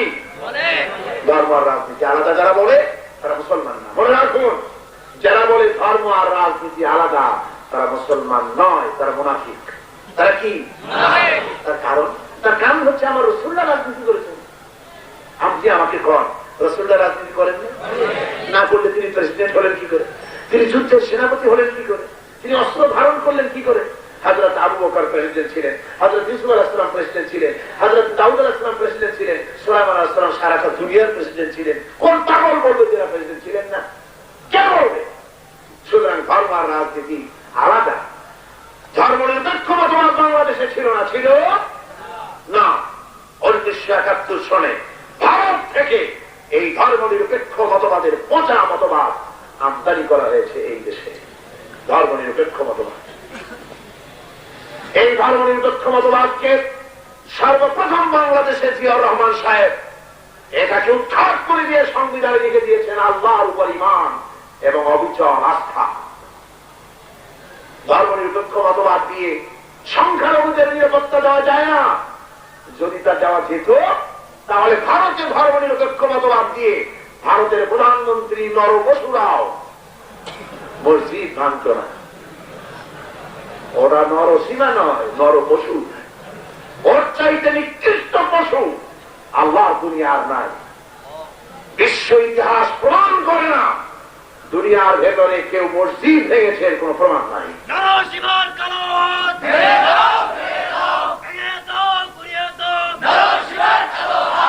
এই পৃথিবী নিকৃষ্ট শয়তান ভারতের প্রধানমন্ত্রী। ভারতের প্রধানমন্ত্রী কি শয়তান? এটা কি? মসজিদ ভেঙেছে, ও মসজিদ ভেঙেছে, কিন্তু তার প্রতিশোধ বাংলাদেশে মন্দির ভাঙা যাবে না। যাবে? মন্দির ভাঙা যাবে না। যেহেতু ভারতে মসজিদ ভাঙার সাথে বাংলাদেশের হিন্দুরা জড়িত নয়। ওরা আমাদের আমার, ওদের দোকান লুট করা যাবে না, ওদের বাড়ি গাড়িতে আগুন দেওয়া যাবে না, ওদেরকে মারা যাবে না। ইসলাম প্রতিশোধের নীতিতে বিশ্বাস করে না। তারা বুঝতে পেরেছেন? ওরা আমাদের আমার। ওরা যে আমাদের মসজিদ ভেঙেছে, বাবরি মসজিদ, ঐতিহাসিক 550 বছরের পুরানা ভারতের বাবরি মসজিদ। ওরা বললো কি রামের জন্মস্থান। রামের জন্মস্থান তোমরা বানাইছো, আমরা বুঝি লেখাপড়া করি নাই। রাম নামক কোন ব্যক্তির জন্ম এই পৃথিবীতে কোনদিন হয় নাই। কাল্পনিক মিথ্যে কথা। রামের জন্মস্থান বানিয়েছে অযোধ্যায়, আর সেটা বাবরি মসজিদের জায়গায়। আচ্ছা, 1 সেকেন্ডের জন্য মানলাম রামের জন্মস্থানে বাবরি মসজিদ হয়েছে, কিন্তু তোমরা হিন্দুরা ব্রিটিশ গভর্নমেন্টের অধীনে 200 বছর পর্যন্ত জমিদারি করেছে ওই দেশে, ঠিক কিনা? 200 বছর তারা জমিদার ছিল। তাদের দৌড়াতে, তাদের ঠেলায় মুসলমানেরা পায় জুতা পাই দিয়া জমিদার হিন্দুদের বাড়ির সামনে দিয়ে হাঁটতে পারে না। কথা ঠিক কিনা? তুমি কি করে বোঝো? ঠিক বাচ্চা মানুষ, বুড়োরা যায়, বুড়োরা যায় হিন্দুদের বাড়ির সামনে দিয়ে হয়তো শুনতে পাবে কাছে হাঁটতে পারে না, জুতো পারে মাথায় ছাতি দিয়ে হাঁটতে পারে না। এগুলি ইতিহাস। কুত্তা যদি রান্নাঘরে ঢুকতো হিন্দু কোন অসুবিধা নাই, কিন্তু মুসলমানের ছায়াও যদি রান্নাঘরে পড়তো হাড়ি কুড়ি সব ফেলাই দিত। এই অবস্থা সৃষ্টি হয়েছিল। তোমাদের দৌরত্ব ছিল। আমি দেশের হিন্দুকে বলছি না, ভারতীয় হিন্দুকে বলছি। 200 বছর পর্যন্ত রাজত্ব তোমরা জমিদারি করেছো। সেই জমিদারি আমলে কেন তোমরা করে নিয়ে আবার মন্দির বানাতে পারতেন? 200 বছর কম কথা নয়। তা করো না। আজকে করতেছো কেন আমরা জানি। এর কারণ মসজিদ একটা ভাঙে নাই, তার কোন ধর্মীয় নেতার বাসস্থান ছিল, মুসলমানদেরকে হত্যা করতেছে। আর ভারতের একটা দালাল গোষ্ঠী বাংলাদেশে কাজ করে, করে কিনা? করে বলেন, করে কিনা? তারা ধর্ম নিরপেক্ষতাবাদের ধারক বাহক। ভারতের গোলামি করে তারা দেশে বসে। ভারত সরকার তাদের দিয়ে দেশে ধর্ম নিরপেক্ষ মতবাদ কায়েম করতে চায়। যদি তাদের সে আশা পূরণ হয়, বাবরি মসজিদ তারা ওখানে ভেঙেছে, এখানেও তারা মসজিদ ভাঙবে, মসজিদ তারা রাখতে দিবে না। সেজন্য একথা মনে রাখতে হবে, ভারতের নরপশুরাও বাবরি মসজিদ যেমন ভেঙেছে, আল্লাহর কসম আপনারা মনে রাখুন, বাড়িতে গিয়ে ডায়েরিতে বা কাগজে কলমে লিখে রেখে দেন। রাশিয়া যেভাবে আফগানকে ভাঙতে এসে নিজেই ভেঙে টুকরা টুকরা হয়ে গেছে, ভারতের বাবরি মসজিদের ইটগুলি যেভাবে টুকরা টুকরা করেছে নরপশু, ঠিক এইভাবে করে গোটা ভারত পৃথিবীর মানচিত্র থেকে টুকরা টুকরা হয়ে কর্পূরের মতো উড়ে চলে যাবে ভারতের।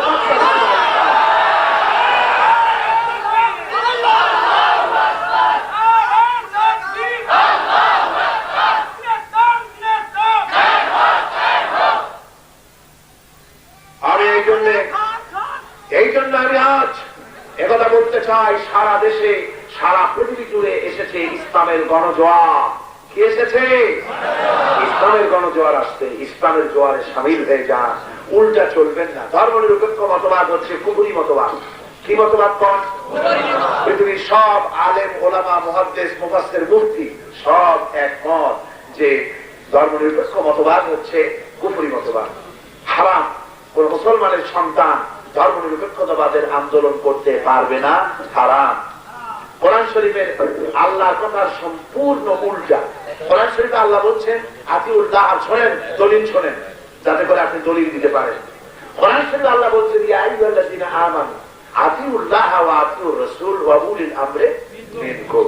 ও বিশ্বাসীরা, তোমরা যারা ঈমান এনেছো, আমি আল্লাহ এবং আমার রাসূলের আনুগত্য করো। কত দেখি কোন ক্ষেত্রে করতে বলেছেন আল্লাহ?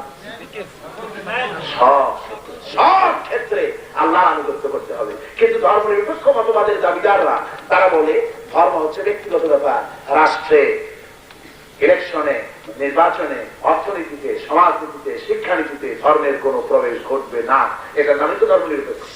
এটা কুফরি মতবাদ। তাই আমি আজ ধর্মনিরপেক্ষ মতবাদী বিশ্বাসী যারা আছেন তাদেরকে অনুরোধ করবো, ফিরে আসেন। আপনার কবরে নিয়ে আল্লাহ আমার শাস্তি দিবেন না, আর আমার কবরে আল্লাহ আপনার শাস্তি দিবেন না। আমার বলার দরকার যেটা বলে গেলাম, ওমা আলাইনা ইল্লাল বালাগ। আমি আমার কথা শোনাই গেলাম, কিয়ামতে আমাদের সকলের দেখা হবে, সেদিন বিপদে পড়ে যাবেন। এই বিপদে পড়ার থেকে এখনই বাদ দেন।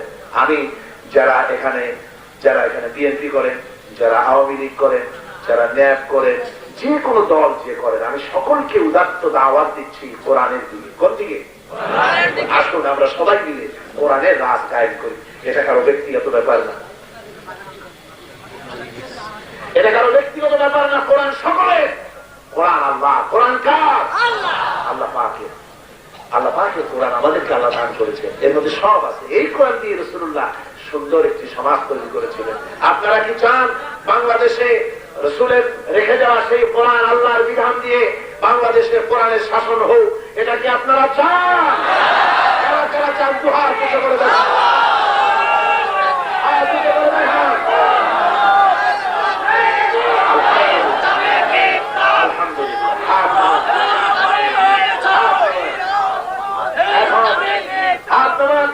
এখন আমি মোনাজাত করবো। মোনাজাতের আদব হলো বসে মোনাজাত করে। এতক্ষণ যত লোক দাঁড়ায় ছিলেন আমি একবারও বলি নেই বসেন। এখন বলতেছি দাঁড়ানো ভাইরা সবাই বসেন। এত বড় বিশাল জনসমুদ্র জীবনে আর একবার পাবো কোন নিশ্চয়তা আছে? আজকে সকলের জন্য দোয়া করবো, এই দোয়ায় সামিল হন। একজন হাঁটবেন না, দোয়ার কথা শুনে যদি কেউ হাঁটে সে তো খুবই কপাল পোড়া, বদকিসমত। দোয়ায় সামিল হন, সব বসেন। একজনও দাঁড়িয়ে থাকবেন না। যত মুসলমান যত জায়গায় আছেন সমস্ত মুসলমানেরা যার যার জায়গায় বসে পড়ুন, মোনাজাতে শরীক হন। রাস্তার উপরে ওই লাইটের কাছে সারাক্ষণ আপনারা দাঁড়াইছিলেন, এখন বসতে বলছি বসেন আল্লাহর রাস্তায়। আর একটু জোরে সরে জিকির করেন লা ইলাহা ইল্লাল্লাহ, লা ইলাহা ইল্লাল্লাহ। ব্যাসধারী কর্মীদের ও ব্যাস নাই, তাদের নিয়ে রাস্তায় দাঁড়ায় থাকবে যারা কর্মীরা থাকবে, আপনারা তাদেরকে যাওয়ার সময় যে যা পারেন আল্লাহর রাস্তায়, এই পুরা মাহফিল যদি একটা করে টাকা দেয় তাও অনেক টাকা হয়ে যাবে। ঠিক কিনা? কোথায় যেমন এদিকে গেছে না, এই পিছনের গেটে ট্রাম আছে, আপনারা মেহরবানি করে ওই ট্রামে রব্বি মিন কুল্লি যামবি ওয়া আতুবু ইলাইহি লা হাওলা ওয়ালা কুওয়াতা ইল্লা বিল্লাহিল আলিয়্যিল আযীম। আয় আল্লাহ তাআলা, আমি আর জীবনে কখনো শরীয়তের ওজর ছাড়া ফরজ নামাজ, ফরজ রোজা ছেড়ে দেব না। ইয়া আল্লাহ, এই মুহূর্ত থেকে মদ, জুয়া, মিথ্যা, জেনা, অশ্লীলতা, পাপাচার, সুদ, ঘুষ, সব রকমের গুনাহে কবিরা থেকে তোমার কাছে পানাহ চাই। তওবা ইয়া রব্বি, তওবা ইয়া আল্লাহ, লা ইলাহা ইল্লাল্লাহ মুহাম্মাদুর রাসূলুল্লাহ। কোরআনে কারীমের তাফসীরের মাহফিল দোয়া আল্লাহর কাছে মঞ্জুর হবে ইনশাআল্লাহ। সবাই বলেন ইনশাআল্লাহ। বিশেষ করে বাংলাদেশের জন্য খাস করে দোয়া করবেন। বাংলাদেশে ইসলামী আন্দোলনের জোয়ারের ঢেউ লেগেছে, বাংলাদেশে আল্লাহ দ্বীন কায়েম হবে ইনশাআল্লাহ। এখন ওলামাদের মাঝে, ওলামা মাশায়েখ, ইসলামী আন্দোলন যারা করেন, সকলের মাঝে ঐক্য প্রতিষ্ঠা হতে চলছে আগের তুলনায় অনেক বেশি। যারা আলেমদের বেশ ধরে বা পীরেদের বেশ ধরে ভারতে এজেন্ট হিসেবে কাজ করে, আলেমদের বিরুদ্ধে ফতোয়া দিই, পীরেদের বিরুদ্ধে ফতোয়া দিই, এক শ্রেণীর লোক এরকম আছে যারা সমাজতন্ত্রের বিরুদ্ধে কথা বলার সাহস রাখে না, ভারতের বিরুদ্ধে কথা বলতে সাহস রাখে না, কমিউনিজমের বিরুদ্ধে কথা বলতে সাহস রাখে না, আলেম ওলামাদের নাম নিয়ে কুচ্ছা রচনা করে। এ ধরনের কিছু লোক নিশ্চয়ই আছে। বুঝতে হবে দুনিয়ার এত বাতিল পন্থী থাকতে ইসলামী আন্দোলনের বিরুদ্ধে ফতোয়া, কোন আলেমের নাম নিয়ে ফতোয়া বিশুদ্ধার করা, বুঝতে হবে মোটা অঙ্কের কিছু না পাইলে পরে তবে আলেমদের বিরুদ্ধে কথা বলার কথা নয়। তাহলে বুঝতে পেরেছেন? তাদেরকে আপনারা চিহ্নিত করবেন। আর এই ধরনের কথা বলতে লাগলে পথেই বাধা দেবেন। যদি সাহস থাকে তাহলে দেশে কমিউনিজমের চেষ্টা চলছে, ধর্মনিরপেক্ষতাবাদের চেষ্টা চলছে, সেগুলির বিরুদ্ধে কথা বলেন। কোন আলেম, কোন পীর বুজুর্গ ইত্যাদির বিরুদ্ধে কথা বলে ফিতনা ফাসাদ সৃষ্টি করবেন না। সাহস করে বাধা দিবেন। আপনারা পারবেন বাধা দিতে? অবশ্যই বাধা দিবেন। দেশে আজ ঐক্যের প্রয়োজন। কিছু সংখ্যক লোক আছে কুয়ার ব্যাঙের মতো অল্প জায়গার মধ্যে থাকে মনে করে কি জানি একটা হয়ে গেছে। কথা বুঝতে পারছেন? আন্ডার এস্টিমেট করে নিজেকে। সুতরাং আন্ডার এস্টিমেট করবেন না। বাংলাদেশ এতটুকু জায়গা না, বিরাট জায়গা, 56,000 বর্গ মাইল, অন্তত 12 কোটি মানুষ এদেশে বাস করে, 12.5 কোটি, যার 11.5 কোটি মুসলমান। সুতরাং কারো বিরুদ্ধে কেউ বিশুদ্ধার করলে পার পাবেন না। এখানে ইসলামী আন্দোলন বিজয়ী হবে, কেউ ঠেকাতে পারবে না ইনশাআল্লাহ। ইনশাআল্লাহ। ছাত্র, শিক্ষক, প্রকৌশলী, আইনজীবী, বুদ্ধিজীবী, সামরিক, বেসামরিক, সরকারি, বেসরকারি ঢেউ লেগেছে। সবাই বুঝতে পারছে ইসলাম ছাড়া উপায় নাই। আমেরিকা আজ বিল ক্লিন্টন শুধু আমেরিকার প্রেসিডেন্ট নয়, সারাটা দুনিয়ার প্রেসিডেন্ট এখন সে। কথা বলছেন? সারাটা দুনিয়ার প্রেসিডেন্ট, আনপ্যারালাল, অপ্রতিদ্বন্দ্বী। এখন রাশিয়া শেষ, সে একাই দুনিয়ার বড়, দুনিয়ার গণতন্ত্রের ফেরিওয়ালা, গণতন্ত্রের এজেন্ট। ঠিক আছে, মাপবাড়ি করতেছে, বসনিয়াকে মারতেছে,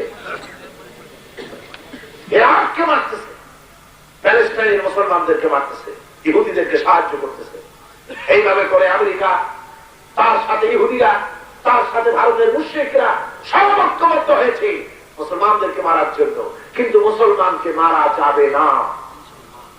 10টা, 20টা, 1000, 10,000, 20,000, 1 লাখ, 2 লাখ, 10 লাখ মুসলমান হত্যা করে ইসলামকে দমিয়ে রাখা যাবে না। ইসলাম আল্লাহ,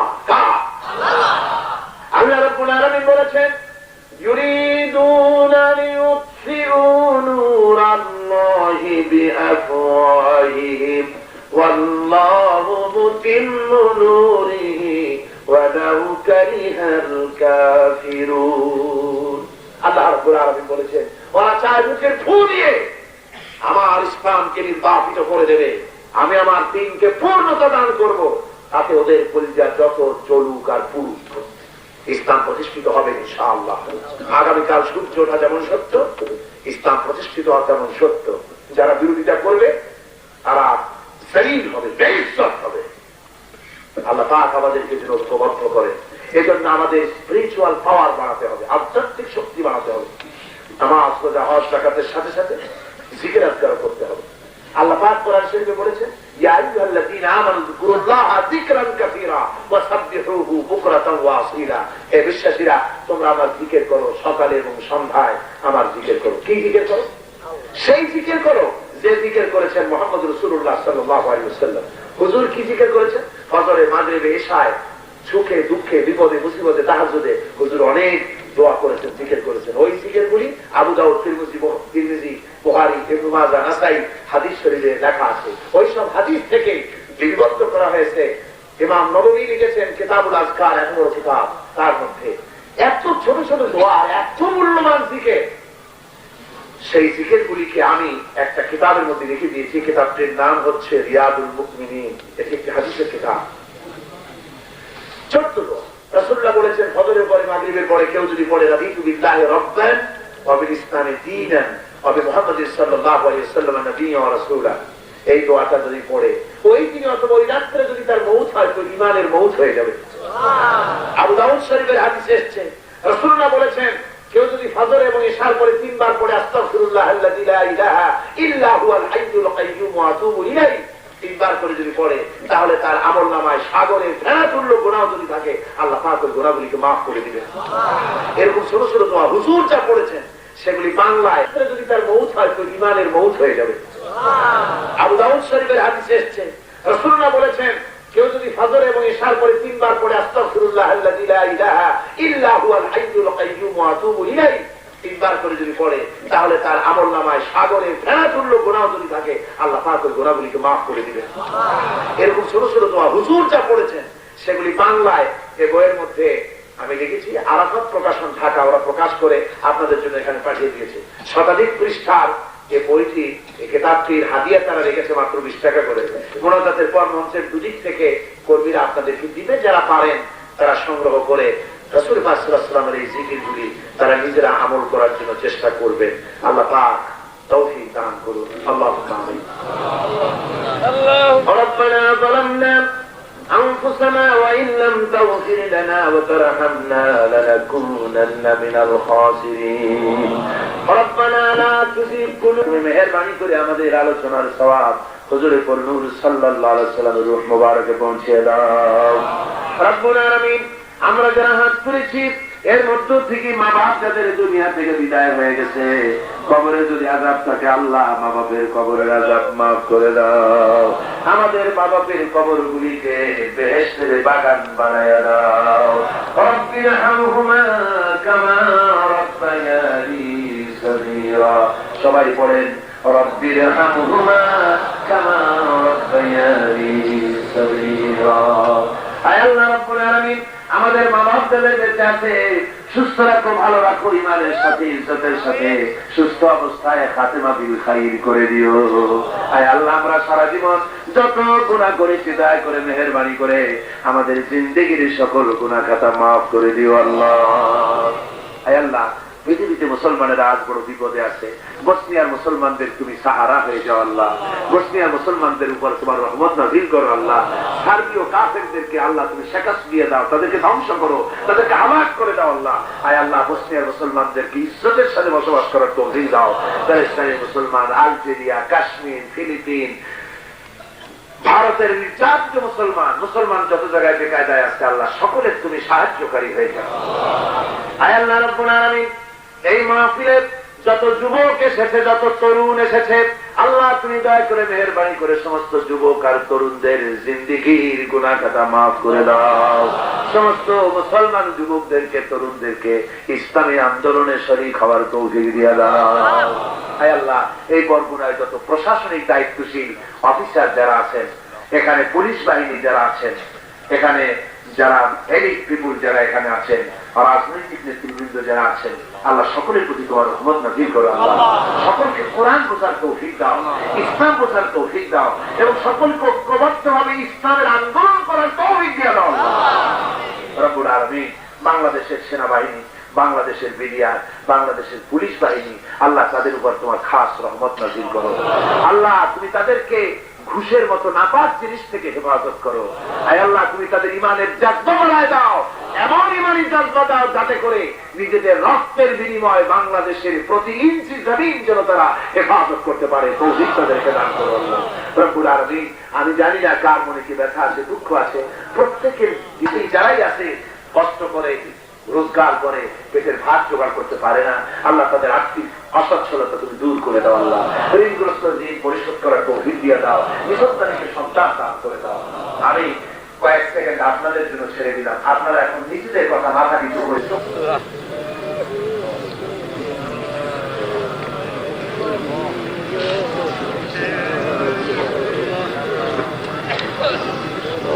আল্লাহ, তোমার বান্দারা মনে মনে কি চায় তুমি ভালো করে জানো। তোমার বান্দারা মনে মনে যে যা চাইলো তুমি প্রত্যেকের ঝুলি তোমার রহমত দিয়ে তুমি মালামাল করে দাও আল্লাহ।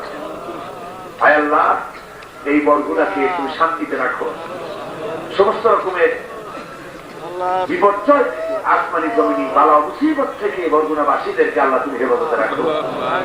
সারা বাংলাদেশের উপরে তোমার রহমত নাযিল করো। বাংলাদেশে কোরআনের রাজ কায়েম হয়েছে, এই দৃশ্য আমাদের চোখে দেখে মরার তৌফিক দিয়ে দিও।